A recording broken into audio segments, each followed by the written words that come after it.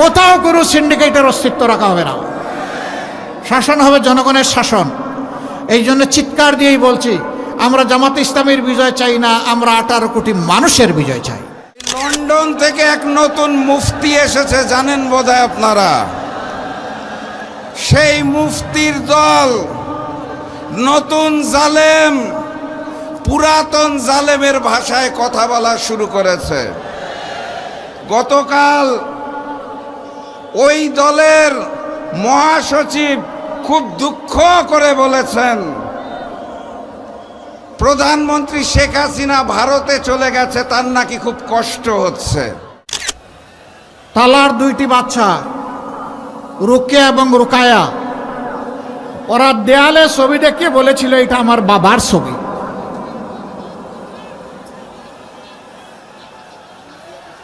আমরা 2 জন বয়স্ক মানুষ এসেছিলাম। ভাই, সাংবাদিকরা দায়িত্ব পালন করবেন, কেউ বসার কথা বলবেন না, আপনারা বসে থাকেন, ওনারা পেশাগত দায়িত্ব পালন করবেন। ওই বাচ্চাদেরকে জিজ্ঞেস করেছিলাম, আমরা 2 জন তোমাদের দাদা হলে কেমন হবে?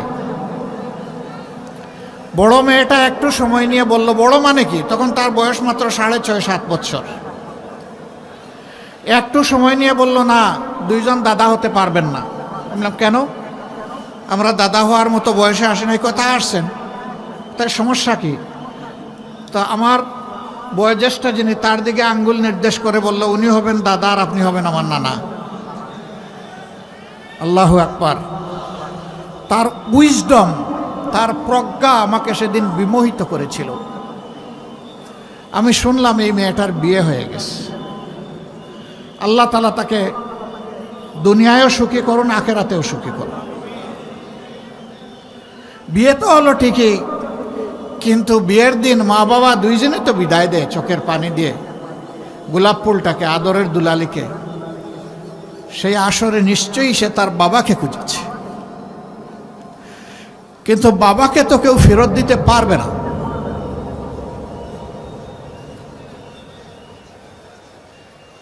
কিছু সংখ্যক মা বলেছিলেন, আমার সন্তানের কি দোষ, তারা মানলো কেন?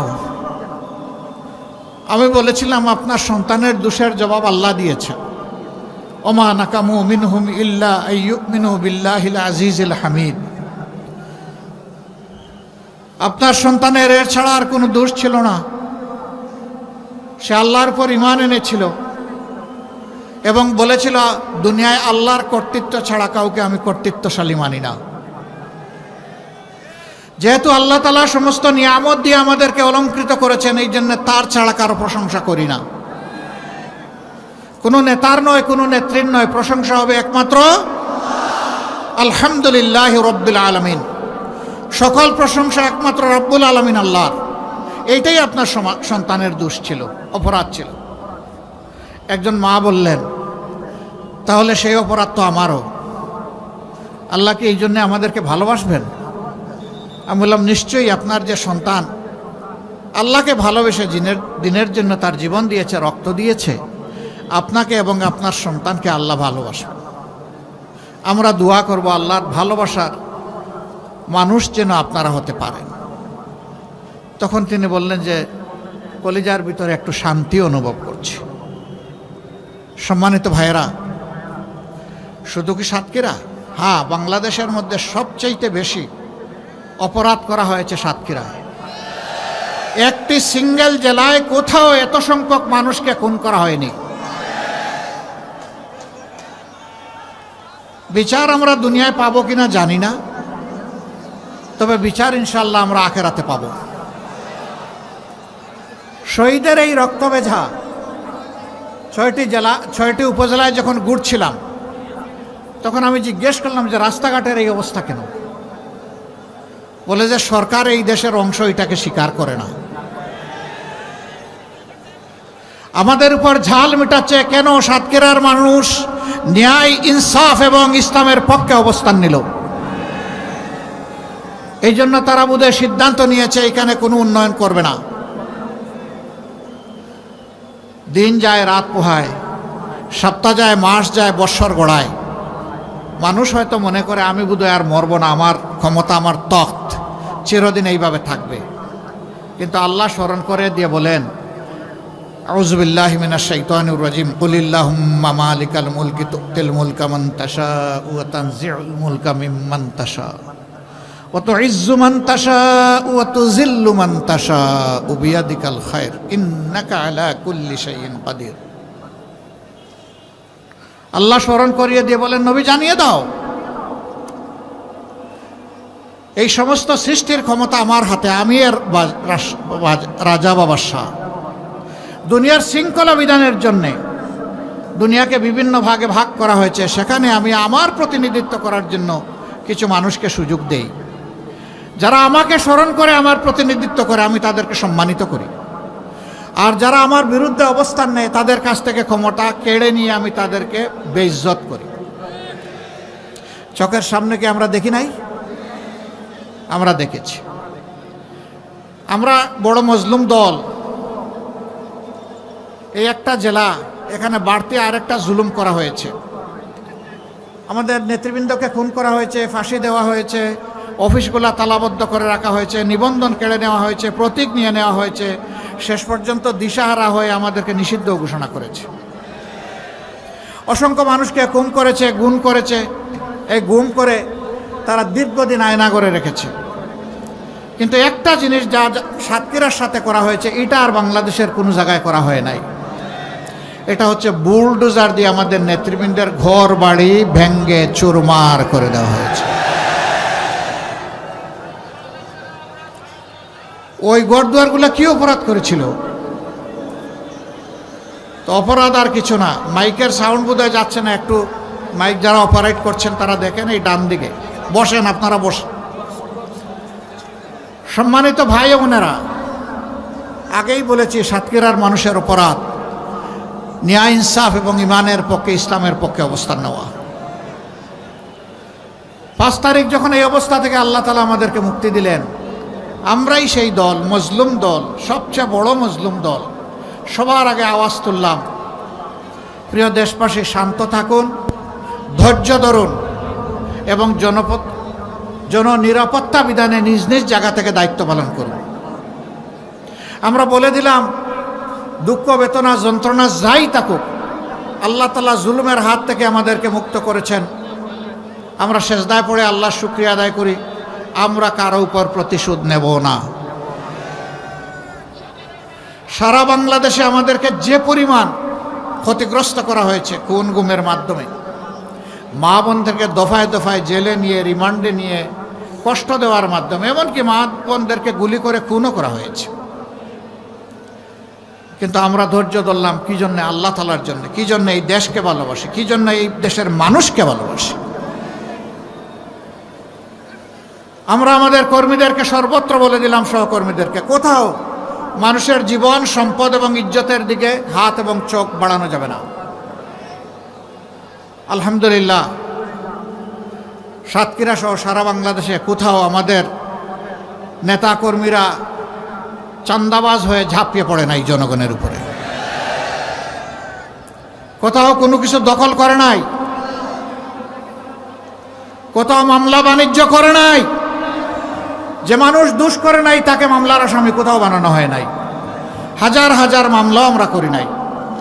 প্রত্যেকে কিছু মামলা করা হয়েছে যারা করতে চেয়েছেন। আমরা কাউকে উৎসাহিত করি নাই। বলেছি ক্ষমা মহত্বের লক্ষণ, পারো ক্ষমা করে দাও, আল্লাহ তোমাকে দুনিয়া আখিরাতে ক্ষমা করবেন। এর বিনিময়ে দুনিয়ায় আল্লাহ দিবেন, আখিরাতেও দিবেন। আর যারা ন্যায় বিচার চাও, চাওয়ার অধিকার আছে।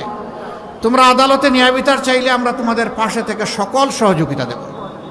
কিন্তু সাবধান, একটা নিরপরাধ নারী কিংবা পুরুষকে মামলার আসামি করা যাবে না। বাংলাদেশে 8টা মামলা এমন আছে যেটা আসামি আমাদের মামলায় মাত্র একজন। আমরা দ্বিতীয় কোনো ব্যক্তি অপরাধী খুঁজে পাইনি, তাই দ্বিতীয় কোনো নাম আমরা দেইনি। আমাদের মামলায় সর্বোচ্চ আসামির সংখ্যা একটা মামলায় আছে 98। কিন্তু আমাদের মতোই 15টা বছর অনেকে মজলুম ছিলেন, অন্যান্য দল, বিএনপি সহ, আলিম ওলামা সহ কার উপর নির্যাতন করা হয় নাই। সাংবাদিক, আলিম ওলামা, রাজনৈতিক দল, প্রতিপক্ষ, কাউকে ছেড়ে কথা বলা হয়নি। সেই মামলাগুলোতে অনেকের মামলায় 1000, 1200, 800, 900 আসামি আছে। সেইটা দিয়ে বাণিজ্য করা হচ্ছে, মানুষকে হয়রানি করা হচ্ছে। আমরা স্তম্ভিত, বাংলাদেশ আমরা লজ্জিত। যারা নিজেরা জুলুমের শিকার হয়ে মজলুম ছিলাম, তাদেরই কেউ কেউ আবার জালিম হয়ে গেলাম। এটা আমরা চাই না। সাতক্ষীরার কিছু সঙ্গত দাবি এখানে সম্মানিত জেলা আমির পেশ করেছেন। সাতক্ষীরাকে বঞ্চিত রাখা হয়েছে 15.5 বৎসর। সৎ মায়ের সন্তানের মতো আচরণ করা হয়েছে। আমরা আপনাদের কাছে আহ্বান জানাই, অনুরোধ জানাই, সাতক্ষীরার 4টা আসন ইনশাআল্লাহ আপনারা ন্যায় এবং ইনসাফ কায়েমের জন্য, জনগণের সরকার কায়েম করার জন্য, দিনদার সরকার কায়েম করার জন্য, মদিনার শাসনের আমলে একটা সুশাসন কায়েম করার জন্য আপনারা যদি আমাদেরকে উপহার দেন, তাহলে আপনাদের প্রতি আমরা গভীর কৃতজ্ঞতা প্রকাশ করব এবং এই ঋণ পরিশোধ করার জন্য পুরা সময় জুড়ে আমরা চেষ্টা করব ইনশাআল্লাহ। আপনাদের সাথে আলোচনা করে আপনাদের সমস্যাগুলা সমাধান করা হবে ইনশাআল্লাহ। উপর থেকে কিছুই চাপিয়ে দেওয়া হবে না। তবে এইটুকু আমরা নিশ্চয়তা দিতে পারি, আল্লাহ যদি তার মেহেরবানিতে আপনাদের বুটের, আপনাদের ভালোবাসায়, সমর্থনে সরকার গঠনের সুযোগ আমাদেরকে দেন, তাহলে কোনো শিক্ষিত চুরের হাত আপনাদের কোনো অংশ খেয়ে ফেলতে পারবে না, খেয়ে ফেলতে দেয়া হবে না। এই দুঃখী বাংলাদেশের সম্পদ লুট করে কিছু লোক, কিছু রাজনৈতিক দুর্বৃত্ত এবং কিছু লোক জনগণের সেবক হয়ে এমন এমন কাজ করেছে যে তারা দেশের সম্পদ লুণ্ঠন করে বিদেশে পাচার করেছে। 28 লক্ষ কোটি টাকা বাংলাদেশ ব্যাংকের হিসাবে, যার ডকুমেন্ট আছে, আর যেটার ডকুমেন্ট নাই তার কোনো হিসাব নাই। আমরা দেশবাসীকে কথা দিচ্ছি, আল্লাহ আমাদেরকে সুযোগ দিলে ওদের পেটের ভিতরে হাত ঢুকাইয়া জনগণের সম্পদ বের করে আনবো ইনশাআল্লাহ। যা পারি, যতটুকু পারি, কোনো ক্ষমা নাই এই ব্যাপারে। জনগণের সম্পদ লুণ্ঠনকারীর ব্যাপারে আমাদের কোনো দয়াও নাই, ক্ষমাও নাই। এখানে আমরা কঠোর, আপোষহীন। আর ভবিষ্যতের বার্তা হবে ফ্রম রাইট নাও। যেদিন এই সরকার শপথ নেবে, অতীতে যা করেছে ওইটা পরে দেখা যাবে, এখন থেকে কেউ আর কালো টাকার দিকে হাত বাড়াতে পারবে না। আমরা সম্মানের সাথে সকল পেশার, সকল শ্রেণীর রাষ্ট্রের সেবক, কর্মকর্তা, কর্মচারীদেরকে বাঁচার পরিবেশ তৈরি করে দেব। যারা ঝুঁকিপূর্ণ পেশায় দায়িত্ব পালন করেন তাদের স্যালারি হবে সম্পূর্ণ আলাদা। যিনি 9টা 5টা অফিস করেন, যার জীবনের কোনো ঝুঁকি নাই, নিরাপত্তার সাথে গিয়ে দায়িত্ব পালন করে আসেন, আর যে 24 ঘন্টা রাউন্ড দ্য ক্লক 2 চোখ তার খোলা রেখে দায়িত্ব পালন করতে হয়, তাদের উপরের বেতন কাঠামো এক হওয়া চরম বেইনসাফি। আমরা অবশ্যই এটা দূর করব। ইনসাফ কায়েমের অর্থ এটা নয় যে সবাইকে সমান দিতে হবে। ইনসাফ কায়েমের মানে হচ্ছে সবাইকে তার ন্যায্য পাওনা দিতে হবে। ইনশাআল্লাহ আমরা সেটাই করব, আল্লাহ যদি তৌফিক দেন। সম্মানিত ভাইরা, এখন তো মাঘ মাস নাকি না, সাতক্ষীরা চৈত্র মাস, মাঘ মাস। তারপরে আজকের রোদ একটু কঠিন, আমরা দুঃখিত। আল্লাহ তাআলা এই ত্যাগের বিনিময়ে আপনাদেরকে দান করবেন। ইলেকশন হবে ইনশাআল্লাহ আগামী 12 তারিখ। 2টা ভোট আমরা দেব। সারা বাংলাদেশে জনগণের স্রোত তৈরি হয়েছে ন্যায় এবং ইনসাফের পক্ষে, পরিবর্তনের পক্ষে, বস্তা পচা রাজনীতির বিপক্ষে, দুর্নীতির বিপক্ষে, ফ্যাসিবাদের বিপক্ষে, জুলুমতন্ত্রের বিপক্ষে, মা বোনদেরকে বেইজ্জত করার বিপক্ষে, ইজ্জত দেওয়ার পক্ষে। কিছু মানুষ এই অবস্থা দেখে তারা মাথা গরম হয়ে গেছে। আরে ভাই, মাঘ মাসে এত গরম হলে চৈত্র মাসে কি করবা তোমরা? ঠান্ডা থাকো। বাংলাদেশের যুবকেরা জানিয়ে দিয়েছে রায় দিয়ে, আমরা ইনসাফের সাথে আছি, আমরা পরিবর্তনের বাংলাদেশের সাথে আছি। সংস্কার যারা জানে প্রাণে চাইবে, আমরা তাদের সাথে আছি। অলরেডি 5-5টা সর্ববৃহৎ পাবলিক বিশ্ববিদ্যালয়ের ছাত্রছাত্রীরা এটা জানিয়ে দিয়েছে। মাথা গরম হওয়ার কিছু কারণও আছে। যখন বিশ্ববিদ্যালয়ের একজন মেয়েকে জিজ্ঞেস করা হয় যে আপনি কেন ছাত্র শিবিরকে ভোট দিলেন, বলে যে উই ফিল প্রাউড, কারণ ছাত্র শিবির আমাদের নিরাপত্তা নিশ্চিত করেছে, করবে। আমাদেরকে মানুষ জিজ্ঞেস করে আপনাদের বাংলাদেশটা কেমন হবে, আমরা বলি 4 মাসের ডাকসু যেমন হয়েছে আগামীর বাংলাদেশও তেমন হবে ইনশাআল্লাহ।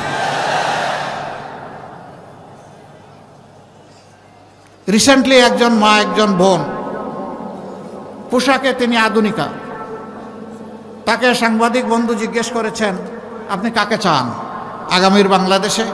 তিনি বলছেন জামাত। বলছে আশ্চর্য, আপনার এই পোশাক নিয়ে আপনি জামাত চান? তো জামাত যদি রাষ্ট্রের দায়িত্বে আসে, ওরা বলছে ক্ষমতায় আসে, তাইলে আপনাকে তো এই পোশাক পরতে দিবে না। বলে পরবো না। বলে যে অন্য পোশাক পরতে হবে, পরবো। আপনি কেন জামাতকে চান? বলে যে জামাত আসলেই দেশটা ঠিক হবে। জিজ্ঞাসা করেন সাংবাদিক বন্ধুটি যে জামাতের কোন জিনিসটি আপনার ভালো লাগে? কয় যে পুরা জামাতকেই আমার ভালো লাগে। This is reality of Bangladesh. তিলে তিলে জ্বলে জ্বলে দেশপ্রেমের কঠিন পরীক্ষা দিয়ে অন্যায় এবং আধিপত্যবাদের কাছে মাথা নত না করে নিজ দলের নেতারা, দায়িত্বশীলরা যেখানে হাসি মুখে ফাঁসির কাস্টে গিয়ে দাঁড়িয়েছেন, সেই দলকে আপনি ভাই ভয় দেখাবেন না। কিন্তু কিছু লীগ, তারাও মায়ের পেট থেকে জন্ম নিয়েছেন, আমরা সকলেই মায়ের পেট থেকে দুনিয়া এসেছি, তারা আমাদের মায়েদের ইজ্জতের উপর হাত দিয়েছেন। আমরা তাদেরকে অনুরোধ করি, তোমরা তোমাদের মাদেরকে সম্মান করতে শেখো। যারা নিজের মাকে সম্মান করতে পারে তারা গোটা জাতির মায়ের জাতিকেও সম্মান করতে পারে। আর যারা নিজের পরিবারে নিজের মাকে সম্মান করতে জানে না, তারা অন্য মাকেও সম্মান করতে পারবে না। আমরা তাদেরকে অনুরোধ করি, ফিরে আসো, এই অপকর্ম করবা না। মনে রাখবা, আমাদের জীবনের চেয়ে আমাদের মাদের ইজ্জতের মূল্য আমাদের কাছে বেশি। সুতরাং কোথাও আমাদের মাদের সাথে অশালীন আচরণ করলে আমরা কাউকে ছেড়ে দিয়ে কথা বলবো না। বিশেষ করে যুবকদের প্রতি আমার অনুরোধ, কোনো মায়ের ইজ্জতের এইরকম কোনো খবর পেলে জান প্রাণ দিয়ে সেখানে গিয়ে ছুটে হাজির হবা এবং বলে দিবা ইনি আমার মা। আমরা আমার মায়ের মতো সমস্ত নারীদেরকে সম্মান করি, তোমরা কেন হাত বাড়িয়েছ জবাব দিতে হবে। কোথাও ছেড়ে কথা বলবো না। মাদেরকে আমরা স্পষ্ট বলি, ইনশাআল্লাহ ইনসাফের বাংলাদেশ যেদিন কায়েম হবে, ঘরে চলাচলে এবং কর্মস্থলে সর্বাগ্রে আপনাদের শতভাগ নিরাপত্তা নিশ্চিত করা হবে ইনশাআল্লাহ। এবং ইজ্জতের সাথে দেশ গড়ার কাজে আপনারা অংশগ্রহণ করবেন। কোনো অপপ্রচারকে পাত্তাই দেবেন না। মিথ্যাবাদীরা অনেক কিছু বলতে পারে, আমরা বিশ্বাস করি দেশবাসী ওই মিথ্যা অপপ্রচারকে বিশ্বাস করে না। একদিকে কেউ কেউ মেয়েদের হাতে ফ্যামিলি কার্ড দিবেন, আরেক দিকে আমার মায়ের গায়ে হাত দিবেন। এ কেমন ফ্যামিলি কার্ড? আপনি যদি সত্যি মাকে সম্মান করেন তাহলে সর্বত্র সম্মান দেখাতে হবে, সব মাকে সম্মান দেখাতে হবে। আজকে যে বাচ্চাটার বয়স, শিশু বাচ্চা, মেয়ে বাচ্চার বয়স 1 বছর, সেও আমার মা। কারণ সে যখন বড় হবে তখন সেও কোনো না কোনো সন্তানের মা হবে ইনশাআল্লাহ। প্রত্যেকটি নারীকে এইভাবেই মা হিসাবে গণ্য করতে হবে। প্রিয় দেশবাসী, যুবকদের হাতে আমরা বেকারের ভাতা উঠাই দেব না। আমরা মনে করি যুবকদেরকে বেকার ভাতা দেওয়া মানে তাদেরকে অপমানিত করা। যুবকরা কারো বেকার ভাতা চায় না। যুবকরা সম্মানের সাথে লড়াই করে দেশ গড়তে চায়। সেই যুবকদের হাতকে ইনশাআল্লাহ দক্ষ নাগরিকের হাত, দেশ গড়ার কারিগরের হাতে আমরা পরিণত করব ইনশাআল্লাহ। উপযুক্ত শিক্ষা এবং প্রশিক্ষণ দেওয়ার মাধ্যমে, এবং এর দায়িত্ব পালন করবে রাষ্ট্র। এরপরেই এই যুবকদের হাতে আমরা মর্যাদার কাজ তুলে দেব। তখন যুবকরা খুশি হয়ে বলবে, আমি দেশের একজন গর্বিত নাগরিক, দেশ গড়ার কাছে আমারও একটা অংশ আছে। সম্মানিত ভাইয়েরা, এই সাতক্ষীরা জেলা অনেক কারণেই সম্মানিত। এই জেলায় কাজী শামসুর রহমান সাহেবের মতো নেতা ছিলেন, অধ্যক্ষ মৌলানা আব্দুল খালিক রাহিমাহুল্লাহর মতো নেতা ছিলেন। আমরা তাদেরকে গভীর, মৌলানা রিয়াসত আলী রাহিমাহুল্লাহর মতো নেতা ছিলেন, আরও অনেকে ছিলেন। আমরা তাদের সকলকে গভীর শ্রদ্ধার সাথে স্মরণ করি। একটা ছেলের কারণে আপনারা আলহামদুলিল্লাহ গর্বিত।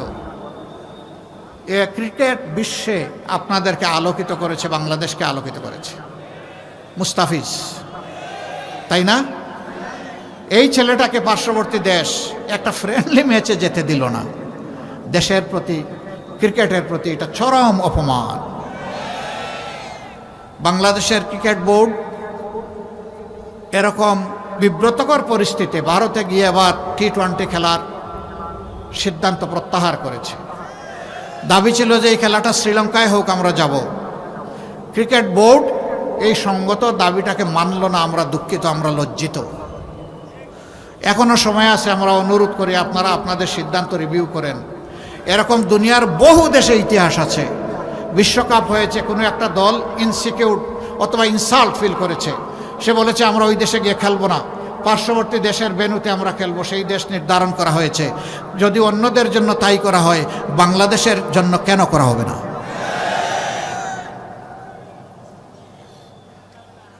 দেশপ্রেমের নজির এবং সাক্ষ্য আমাদেরকে সর্বত্রই রাখতে হবে ইনশাআল্লাহ। আমরা আমাদের প্রতিবেশীদেরকে বন্ধু এবং প্রতিবেশী হিসাবে দেখতে চাই। আমরা তাদের সাথে উত্তম আচরণ করতে চাই, কিন্তু আমরা তাদের কাছ থেকেও উত্তম আচরণ চাই। আমাদের কথা সাফ, আমরা ন্যায়সঙ্গত পন্থায় কারো কোনো ক্ষতি না করেই তাদের সাথে উত্তম সম্পর্ক আমরা রাখতে চাই, আমরা উত্তম বন্ধু হিসাবে রাখতে চাই। কিন্তু আল্লাহর কসম, আমরা কাউকে প্রভু হিসাবে আসতে দেব না। প্রভু আমাদের একজন, আল্লাহ রাব্বুল আলামিন, এর বাইরে আমাদের কোনো প্রভু নাই। এই ব্যাপারে আমরা আপোষহীন। আমরা আশা করি আমাদের এই বিষয়টা মর্যাদার চৌকে সবাই দেখবেন ইনশাআল্লাহ। সম্মানিত ভাইয়েরা, দ্রব্যমূল্য ঊর্ধ্বগতি আছে, আমরা স্বীকার করি। সরকার হয়তোবা চেষ্টা করেছেন, কিন্তু পুরোপুরি নিয়ন্ত্রণ করতে পারেন নাই। দুইটা দুষ্ট চক্রের কারণে দ্রব্যমূল্যের এই অবস্থা। একটা হচ্ছে চাঁদাবাজ, আর একটা হচ্ছে সিন্ডিকেট। আমরা আপনাদেরকে কথা দিচ্ছি, আল্লাহ আমাদেরকে সুযোগ দিলে প্রথমে চাঁদাবাজের হাত শক্ত করে ধরে ফেলব, তারপরে সিন্ডিকেট ভেঙে চুরমার করে দেব। কোথাও কোনো সিন্ডিকেটের অস্তিত্ব রাখা হবে না। শাসন হবে জনগণের শাসন। এই জন্য চিৎকার দিয়েই বলছি, আমরা জামাতে ইসলামের বিজয় চাই না, আমরা 18 কোটি মানুষের বিজয় চাই। 18 কোটি মানুষ মুক্ত হলে আমরাও মুক্ত। 18 কোটি মানুষ যদি দালাল একেবারেই বিপজ্জনক পজিশনে পড়ে যায়, আমরাও বিপজ্জনক পজিশনে পড়ে যাব। ভোট কয়টা?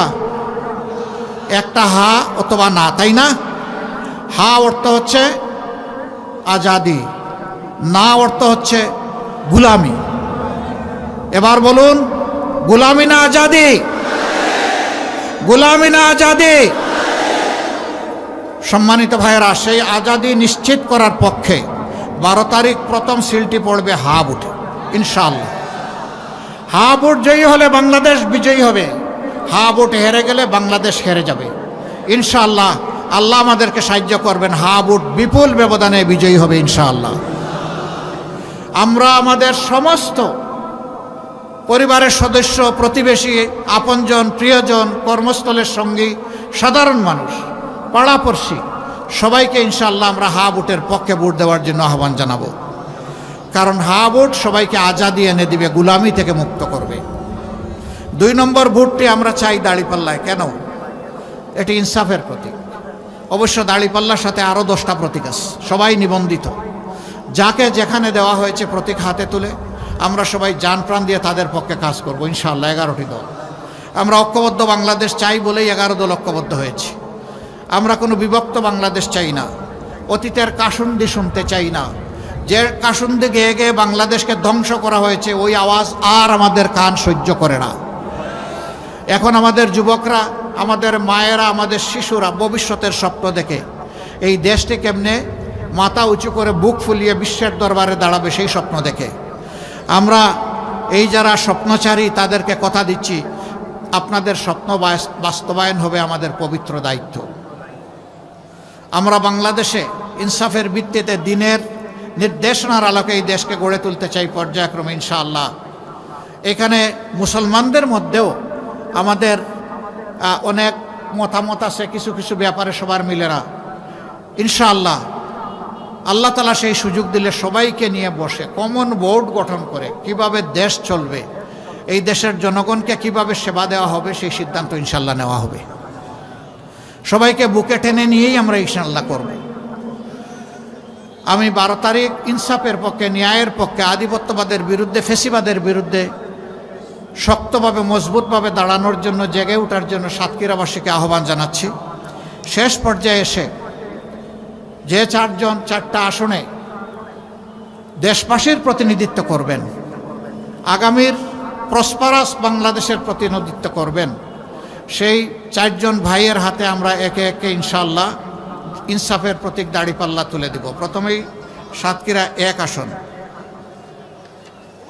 টালা, কলারুয়া, পাটকেলঘাটা, তাই না? ও একসাথে সবাই? ও এটা এই জন্য বড় করা হয়েছে, 4জনকে ভাগ করে দেওয়া যায়। মাশাআল্লাহ, আলহামদুলিল্লাহ। উত্তরবঙ্গ থেকে আমার সফর শুরু হয়েছে, এত বড় পাল্লার কোনো জায়গায় আমি দেখি নাই। আল্লাহ তাআলা এই বড় পাল্লার মর্যাদা এখানে আরও বড়ত্বের সাথে কায়েম করে দিন। এখানে 1 নম্বরে জনাব অধ্যক্ষ ইজ্জতুল্লাহ, যিনি বাংলাদেশ জামাতে ইসলামীর কেন্দ্রীয় নির্বাহী পরিষদের সদস্য। সাতক্ষীরা 2 বিশিষ্ট আলেমে দ্বীন এবং শিক্ষাবিদ হযরত মাওলানা মুহাদ্দিস আব্দুল খালেক। সাতক্ষীরা 3 মুহাদ্দিস রবিউল বাশার।